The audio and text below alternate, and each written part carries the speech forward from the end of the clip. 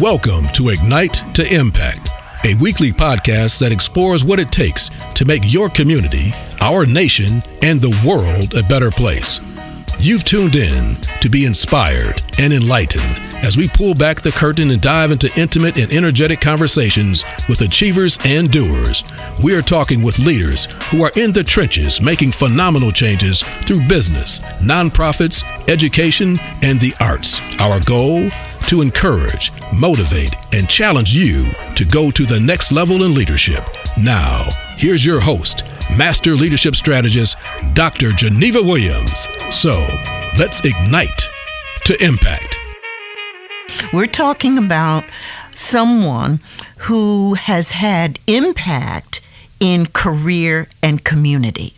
So she's the perfect guest for us to learn a lot from in work and in the community. So who have I been talking about? Penny Baylor. And so you know what? I want to just really point out these incredible leadership lessons, tips that you've given us. You've talked about team and the talent, the people who are around you. Find that, develop that, have that. And take risks. And then you take the risk. You also talk about relationship building and trust, and how trust is. But then you brought in this element that I think is very critical, particularly for emerging leaders to have, and that is about courage. Yes. You know, having the courage. The guts, and oftentimes, so obviously this was successful for you because it's talked about even today. You are clearly credited with bringing that kind of diversity. But you couldn't do it without the great team. We got that. We got all that.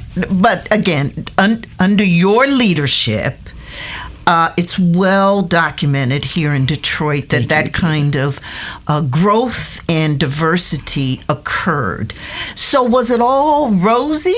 I mean, was it all tell us, share with us something funky that happened and how you got out of it. Well, the hardest thing in any nonprofit, and you know this, is raising money. Yes. Okay. And you can have cookie sales, you can have a lot of things. And unfortunately in Girl Scouts, the cookie sale was about 50% of our annual revenue. Mm-hmm. United Way was another tremendous source. Mm-hmm. And then you have to go to foundations and corporations and individuals. So that's probably the toughest job for any nonprofit leader. Mm-hmm. And often there are many nonprofit leaders, or at least young leaders, who come into the position who don't realize how important it is and how much time it takes for you to raise money. That's your job number one. Yes. Okay. Well, at the Girl Scouts, we started the human sexuality program. Mm-hmm. Mm-hmm. And this was about prevention of pregnancy and protecting one's integrity and that sort of thing. And the word got out in a newsletter. We were talking about what we were going to use the cookie money for. Mm-hmm. And so I was writing about all the wonderful programs we had, diversity training, blah, blah, blah. And then there was a program, the name had been established before I got there. It was called the Teenage Pregnancy Prevention and Intervention Program. Mm-hmm. And so that was the name. It was just a little small task group when I went there, and we built it into a fabulous program with a broad task group of leaders from I remember Frederick Sampson came from Tabernacle, and people from all over the community, social workers and people who knew much more about any of us, and we wanted to do one of the finest programs. And there was no other model for this anywhere in the country in Girl Scouting because it was controversial. So what happened is when we published where the cookie money was going to go, and that was one of the programs that was listed, the Right to Life called us. And they wanted to know, what are you going to do about abortion, and what are you going to do about this or that? And they threatened to call a boycott of the cookie sale because little brownies were going to go around selling cookies in order to get girls abortions. That's how they took it out of context. Mm-hmm. And so we had to, I remember someone you would have known from United Way called, a gentleman, and said, why are you doing this?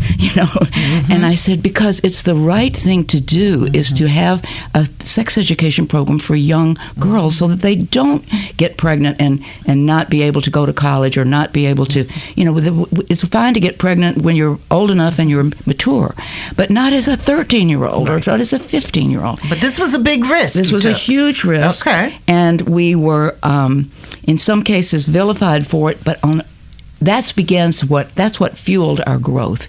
Is I think people began to see we were serious, and so we had Girl Scouting in the Arab community, we had Girl Scouting in the Hispanic community, we had Girl Scouting throughout Detroit, and yet we also fortified the Girl Scouting that was throughout Oakland County.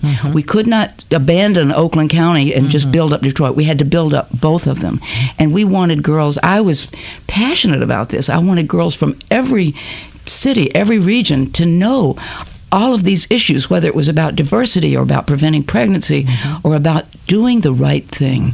And so that's what fueled me to do it, and you have to be willing.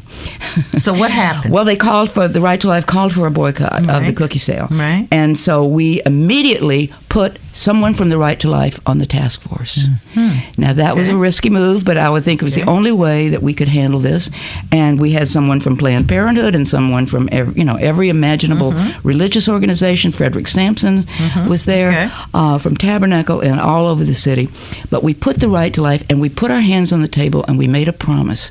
We will not introduce this program unless everyone around the table agrees to it. And that included the person from the Right to Life. So the biggest challenge we had was how we're going to define pregnancy, abortion, all of those kind of things. And so we finally agreed on a statement that we would hire staff to teach this program. We would have to have them trained and certified. And the issue was, if a girl, this is what everyone agreed on, including the Right to Life, if a girl asks about abortion, what is it? I've heard about abortion. What should I do? You said, this is something that you should talk with your pastor about, your parents about, your teachers about. This is not something that we are going to discuss here. But what we're going to talk about is how to prevent pregnancy. And so that's what we did, and they agreed to that, and we never had another issue. And you averted the boycott. Yes, and 4,000 girls a year were taking the program. So I felt so proud of that, but it came to me, unless we have the trust of the Right to Life, as well as all the other professionals and people who were on our task force, we would not be able to succeed. Just, again, another awesome leadership lesson with some tips, bringing those that were on the other side of where you were to the table, bringing them in. Promising and sticking to your promise. We will not do this until everyone can sign off on it. So bringing people in, bringing everyone around the table, and then working towards that agreement. Now that must have been tough. It was very tough. Tell me two skills that you used to bring that group to consensus. Well, I think it was you have to have the track record that people can trust you, and that what you say you mean, and you will stick to it. So when I was able to say, we will not go forward with this program until everyone around the table agrees, I meant it. And we would not even start the program until everyone had agreed into how we were going to handle this very sensitive subject. So it's about trust. In fact, one time I had a scary incident. I had someone in my office who was upset, about this program, and she wanted to see me. So I had a pastor, and he was I'm blanking on his name right now. A wonderful pastor under Dr. Sampson. He was a board member. Come and sit in the office with me, and so we were talking, and she started crying, and she plunged her hand into her purse, and I thought, oh my God! And I thought, she's going to shoot me or something. But she brought out a wad of tissues, and she was crying. She was crying. Yeah, she was crying. So sometimes you have a scary moment there. Right. But the way she plunged her hand into it, I thought, oh no, I'm dying. So clearly you have to bring to the table this ability to listen and engender trust, which has a lot to do with communication, I think. Well, it has a lot to do with integrity, that people believe you when you say, I will not go forward to this program until everyone around the table has agreed. And I meant that. It took 2 years. And with constant meetings. So this is another. It was not easy. So this is another thing. It wasn't easy, and it did take some time. Yes. Well, if you're just joining me, you are listening to Ignite to Impact with Penny Baylor. And we are just having a great conversation with this well-known, respected leader who has made an impact in her career as well as in the community. She does both sides of things. And so I'm just so delighted because I'm hearing all of these stories and everything, and trying to get the inside scoop on how she did it, how she made an impact. Okay, so you were head of, and see, that's the other thing I want to just again remind my listeners out there, that Penny's been head of several organizations, and so there's an accumulation of experiences that she has, and so she's graciously agreed to share that with us. So Penny, you went on from the Girl Scouts to head up City Year. Again, another phenomenal organization where there's lots of kudos that are given to you, as is evidenced by Penny being named Executive of the Year by United Way, as well as her organization receiving CRAIN's most best managed nonprofit. So you have this track record. So if you were to give me the three, if you can, give me the three best leadership lessons you would share with an emerging leader. Well, first of all, I think you have to be for real. You have to be who you recommending everyone else should be. In other words, if you give, for example, when I retired, I stayed on all my boards because I didn't want to be disconnected. I mean, I wanted to stay involved in the numerous wonderful organizations in which I've belonged for many years, and I've been able to do that. And so it would be, nice sometimes when you don't have to have an 8 o'clock meeting, and But on the other hand, you hope that you're making a difference when you go to that 8 o'clock meeting. So you have to be for real. You put your actions where your mouth is. So that's the first thing. And the second thing is, I do think you have to be willing to take risks. It's taking a risk to run for office, and I was finally elected to the school board, and that was just a thrill of my life. And I've run again for the school board and didn't make it. But on the other hand, running itself, while it's taking a risk, it's a fabulous experience, and you learn a lot, and you are out there saying this matters. So you've got to put your money where your mouth is. In other words, if you're going to say that it matters to volunteer, then you have to volunteer. And if you're going to say it matters who gets elected, then you have to be willing to try it and run for it, and then serve. So I think you have to be for real is the biggest point. Authenticity. Authenticity. You have to be authentic. Yes, you have to be authentic. And I think that has a lot to do too with how you communicate and your communication style, because you have to be able to articulate and express what you mean and feel in a way that people believe you. And of course, the best way to do that is to say what you believe.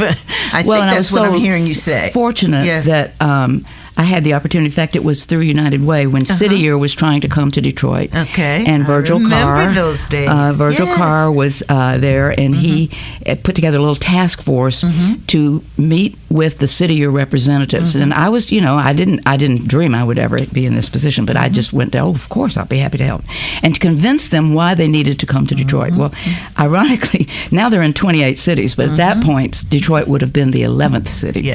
So the City Year team comes in, and they're all in their red jackets, and they're trying to tell us why Detroit needed city year, and we're trying to tell them why they needed to be in Detroit. And then we realize we're saying the same thing.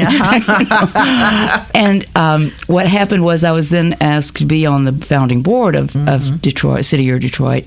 And Gail Warden, who I adore, was CEO of Henry Ford Health System. He was the board chair.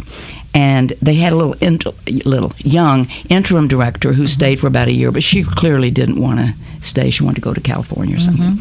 And he said, I want you to apply for this job. And I'm like, really? I mean, it was just something that I think, again, because you build relationships and you demonstrate your passion and you put your money where your mouth is. In other words, you're not just talking, you're actually doing. And so I did apply, and I had 14 wonderful years there. And City Year is one of the most inspiring organizations I've ever encountered. It's like the Peace Corps in the city. Yes. So you're you're recruiting and placing young adults, outstanding role models in the schools, putting them on a team of 10 young adults. Most of them now are college graduates, mentoring and tutoring students who are falling behind. And that is something that I feel so strongly about because, you know what, Geneva, I know you read these statistics, but we saw a statistic recently of 3-year-olds. 3-year-olds from low-income communities, this is nationwide, tend to have about 3,000 vocabulary words. And when I first saw that, I thought, oh, that's a lot. That's a lot. But and then it said middle-class children have 30,000. That's right. I was horrified. Oh, my God, that's horrible. So I thought we need to start in the maternity ward. We need to meet these moms in the maternity ward and say, we're going to come to your home every week. We're not going to expect you to drive anywhere or come to us. We're going to help you teach your child great vocabulary so that your child, because now we have the Detroit Promise Scholarship, which I'm so proud to share, and that's free tuition to college, community college or 4-year colleges if you have the GPA. So if you start at birth, maybe when they're 3, they won't be behind, and so when they're 5, they won't be behind, and when they're in 3rd grade, they won't be behind. But it's really hard to catch up if you're behind when you're just 3. Absolutely. So that's my passion, is to figure out how do we have the children have the opportunity that everyone else takes for granted. But your whole life, your whole career has been about passion to help others. Have you ever found your passion to get in the way of your leadership? It probably has, because probably sometimes people get, why doesn't she shut up and just, go do the work? Because I do talk a lot about it. But I think I've found also that when you demonstrate the passion you really feel, it is infectious. And some people will do things they never thought they could do if you can inspire them that it's possible. And if you're willing to help them and be there for them and champion them and that sort of thing. That's beautiful. So maybe it gets in the way, but usually it's better than not having passion. And the thing I see is that your passion and your purpose are so intertwined. It seems like one. You've made it when you see part of your, I think, as I have watched you, see you, even hear you talking now, your passion you've made as part of your leadership style. That's I believe. Probably fair to say. Yeah. I'm fortunate. I don't know where it ever came from, but... Well, we all know now, though. we heard you tell the story of growing up. We know where it came from. That cerebral palsy's child in the swimming pool. And selling those mitts. So I could go to camp. I loved it. So tell us, Penny, if you could...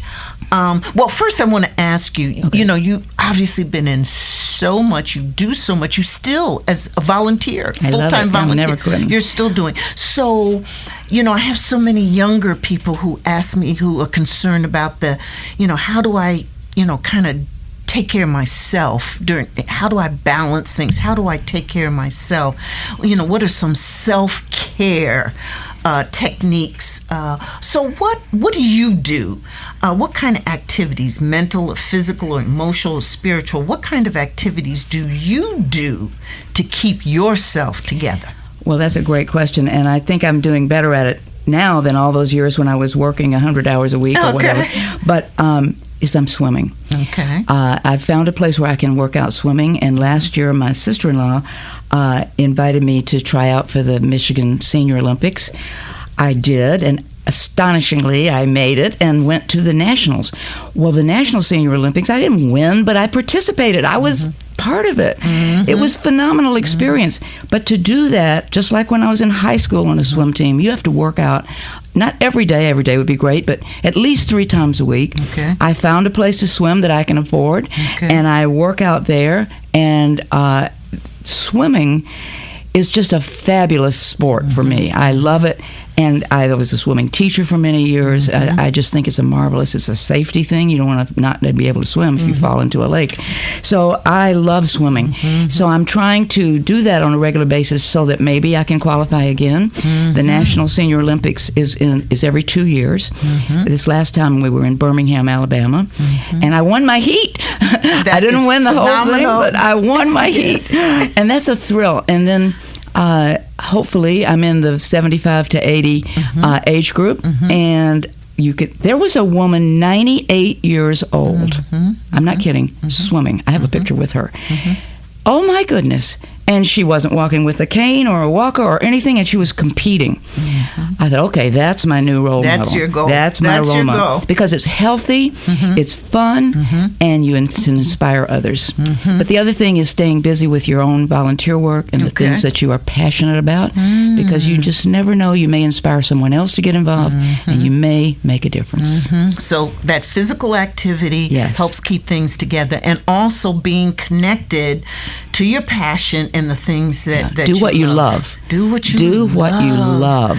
Yes. And I love swimming. I love volunteering. I love trying to make a difference, especially for the benefit of kids, and you do it. Children. So Penny, if you could talk to your younger self, if you could go back, in fact, and give your younger self a valuable piece of advice, what would you say? Oh my goodness. I would say find out what you love, what you're good at, and take it to the next level. And always do it in thinking of others. How can you teach others? How can you inspire others? How can you make a difference so that others join in that parade of people who, whether it's exercise, whether it's education, whether it's meeting that mother in the maternity ward and saying, we're going to give your child a great vocabulary, we're going to help you, we're going to be there for you. Find what you love and find a way to do it. Oh, beautiful. And I'll say again,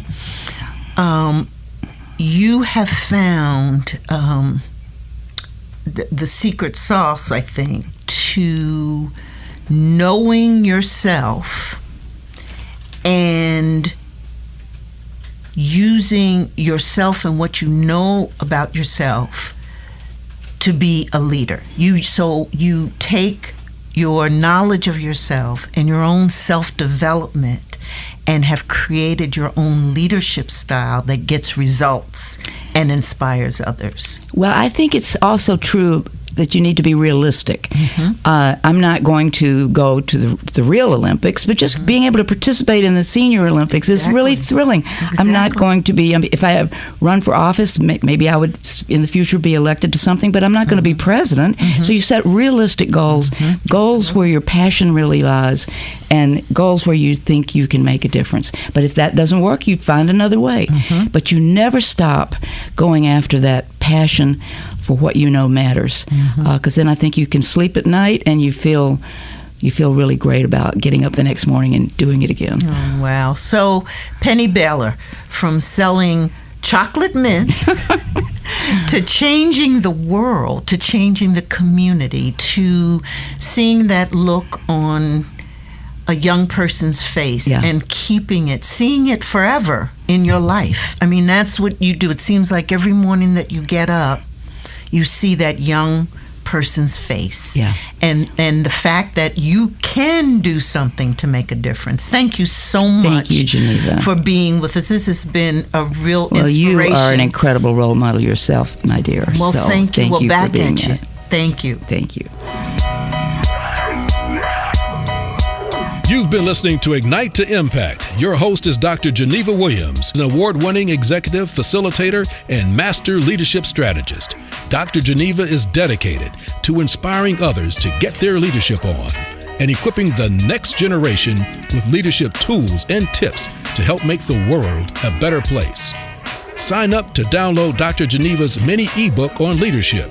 Get the show notes, links, and other resources at drgenevaspeaks.com. That's drgenevaspeaks.com. Thanks for listening.